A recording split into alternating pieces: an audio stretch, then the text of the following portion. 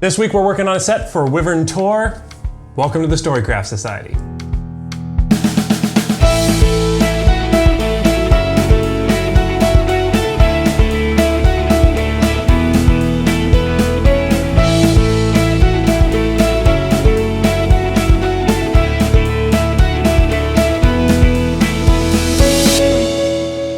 It is Thursday, and today is a good day, and the reason today is a good day is because we're working on our set for WYVERN TOR from the Lost Mine of Phandelver adventure. But the main reason that I'm super stoked for today is because we actually finally get to see all our work paying off. We've been spending all this time crafting through the beginning parts of the adventure, and now finally we're gonna have our first set that we only really need to build one medium-sized set piece for, and then the rest is all going to be stuff that we've already built. We're gonna get to that in the second half of the video. Of course, when I use a piece from a set that we've already built here on the channel, I will link that video in the description below, so if you see me place a piece, definitely check down there. But the first part of this video is gonna be me crafting the cave entrance to get into the Orc's Cave at WYVERN TOR, and the second half of the video is all going to be on how we can set up the set with what we've already built here on the channel. So let's make WYVERN TOR.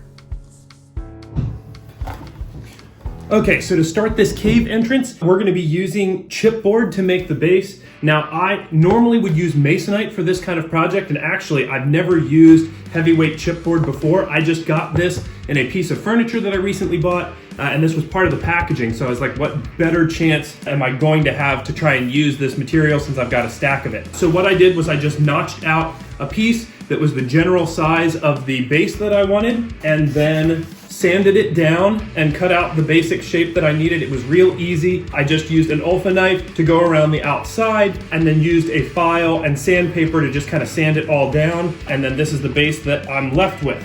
The next thing that we're going to do is take a piece of XPS insulation foam, and we're going to cut that down to size, and then we're going to cut the general shape of the cave mouth out of it.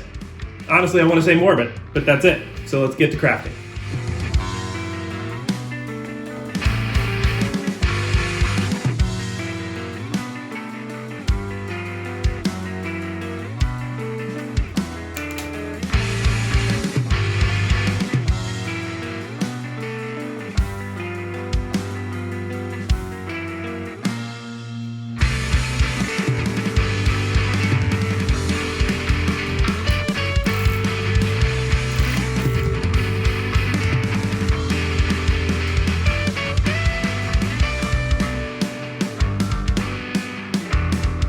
I'm gonna go ahead and break out the hot wire tool to cut out the center of this, and then I'll get back to using just the regular Olfa knife. So.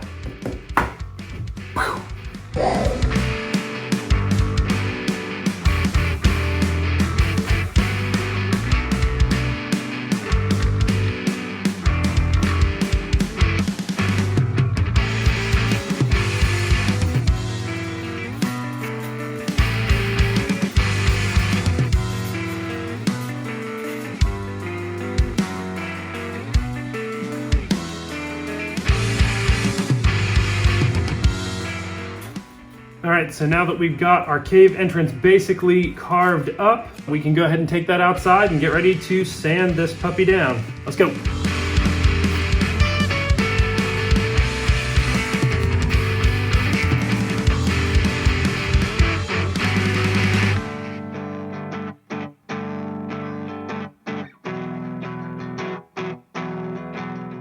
Now, to make sure that I get all of the extra areas here all smoothed out and ready to go, I'm gonna take and use the lighter technique that we used in the Cragmaw hideout videos to make sure that we get all of the bumps and little extra areas nice and smooth. Make sure you do that in a well-ventilated area though, something like an oven hood or something like that. So now we're gonna hit this.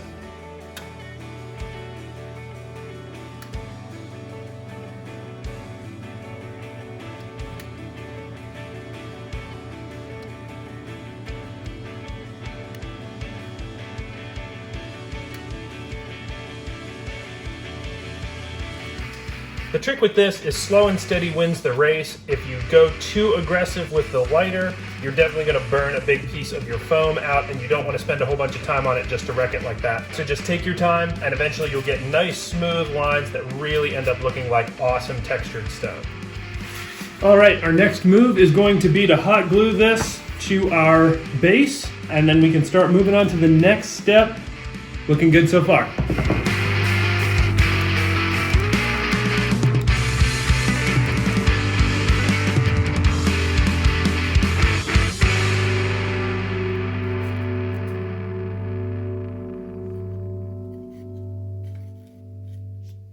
The next thing that we need to do is we need to blend all of the transitions from the foam down to our base here. And in order to do that, I'm going to be using unsanded tile grout. You can pick that up at any home improvement store. You could certainly use a lot of other things to do this as well. You could use a glue and sand mixture. You could use a glue and backyard dirt mixture like we've used on a bunch of other things. But sometimes you just feel like working with dirt. Sometimes you feel like working with tile grout, sometimes you feel like working with sand. Today just happens to be a tile grout day, so let's get some of this mixed up, and then we'll start working on the piece to get it all blended and smooth together.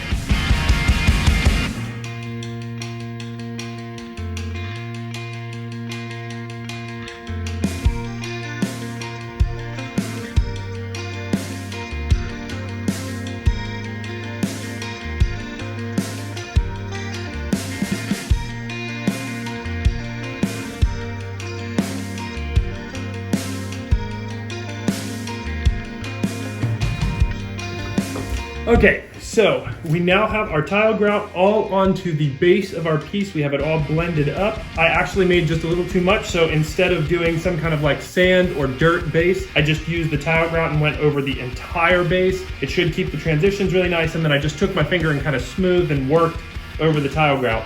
If I wanted the tile grout to be really smooth, I could go and get a bit of water and dip my finger in it and then go over the whole piece again. That would really, make it not stick to my finger, but also smooth everything out and get it really, really, really flowy.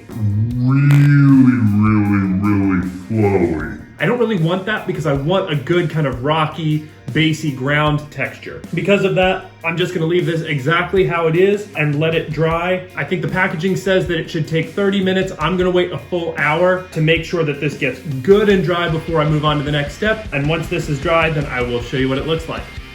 Should be coming up right now.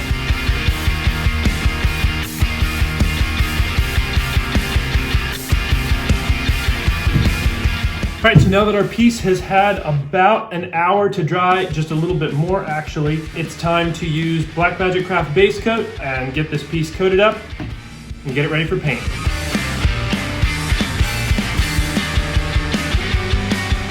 All right, so our paint scheme for this is gonna be pretty simple. It's gonna be the exact same as our Cragmaw hideout set, and the dirt is gonna be exactly the same as our cave tile set from the Red Brand hideout. We're gonna be going with a charcoal gray, and then a light wet brushing of a medium gray, and then we're gonna do a dry brushing over the top of that with a khaki for the stone, and then we're going to be doing a dark brown, medium brown to tan for the dirt.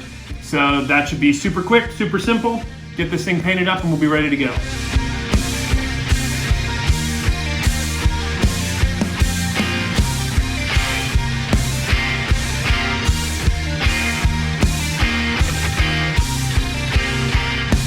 So here's a little painting tip. When you're doing something like this, you can kind of see shadows as a way of where you're applying your darkest paints, and highlights as a place where you're applying your lightest paint. A really easy example of that would be when you're putting your highlights, you want to put them high up so it looks like the sun is shining down on top of the piece. But another way that you can do that is when you're thinking about, like, this is a cave entrance, so further and deeper in the cave it'll be darker, and further on the outside it'll be lighter. So like when I get to applying the browns around the bottom here, you'll notice I won't apply any medium brown back here. I'll just let it be the darkest brown possible, and then I'll slowly work the medium brown out, and then I'll only do my light brown on the far outside edges. That way it's going to look shadowed back in here. And I'm going to do the same thing. Like, I'll put my medium gray and my high gray up top, but then up underneath here I might only just leave this charcoal gray. So we'll see how it looks when we get it finished.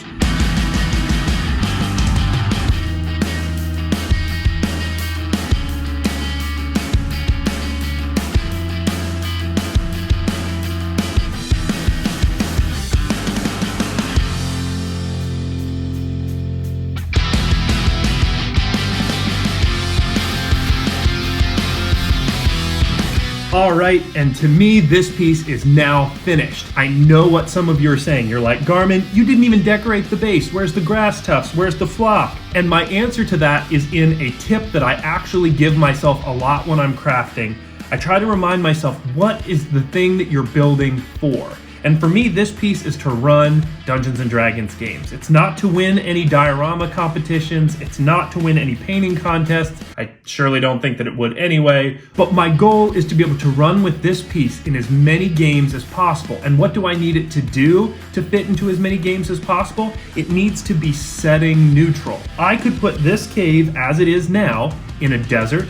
I could put it in a winter scene. I could put it in a spring scene. I could put it in a forest scene. All of these are possible because I didn't predetermine the location of this cave mouth by putting grass tufts or something like that on the base.